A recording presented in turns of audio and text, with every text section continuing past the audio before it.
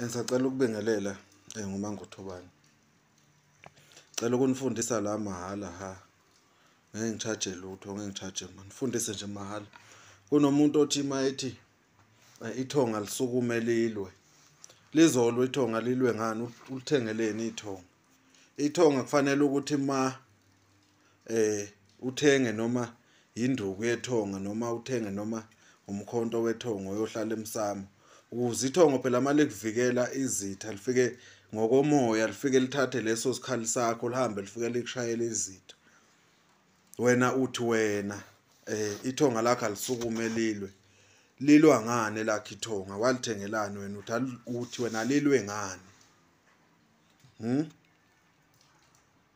Uthi wena lilwe ngani? Mase ugijima uthi uyaloya idlozi lakho alisebenzi, idlozi lakho lithwetshuliwe, kanti idlozi lakho uma uthi wena lilwe nalo liyamangala uthi hayibo. Lo muntu uthini vele? Uthini? Ubosithenga-ke isikhali sethonga uma ungazi ukuthi senziwa kanjani. Ungithinte mina ngizokutshela ukuthi isikhali sibiwa kanjani ethongweni ukuze ithonga malifuna ukulwa lazi ukuthi lizothatha siphi isikhali. Mina ngikhuluma isiZulu, ngikhuluma into endala, angikhulumi into yamanje. Angithi izinto zakudala ayisenziwa sekuthiwa hayi leyo nto leyo hayi ayisasebenzi, kwangiyinto yomkhulu leyo, insomi leyo, yabo. Akwenziwa njalo bakwethu. Ngiyanifundisa nje mahhala. Uma ufuna ithonga lakho likulwele, thenga phela induku yesiZulu, uthenge phela umkhonto, uwenzele usiko uhlome lapho uhloma khona.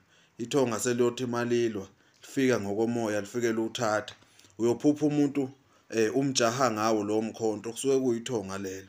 Lokho kusuke kuchaza ukuthi leyo nduku leyo iyasabela edlozini. Angisho ukuthi kuphathisa amadlozi ikhali, sengisho ukuthi kuyafuneka ukuthi kube nenduku eyaziwayo ukuthi le ingeyethonga, yiyo le ithonga lifike liyithathe mase liyahamba liyoshaya izitha. Ungalokhu uthi sukuma thonga lami, vuka thonga lami, ulwe nezitha zami. Ulinikeni ithonga, uthi alilwe ngani ithonga wena? Ulenzeleni futhi njengoba wena usuzothi lona likwenzele? Wenzeni wena? Ikuphi olenzele khona? Yabo. Lokhu nje kwamahhala ngiyanifundisa nje ukuthi nazi ukuthi kwesinye isikhathi izitha zinishaya ngoba nina ayikho into eniyenzela ithonga.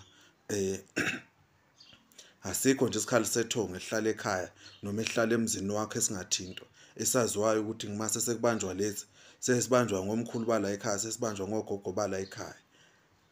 Siyathokoza kakhulu bekuyilokho.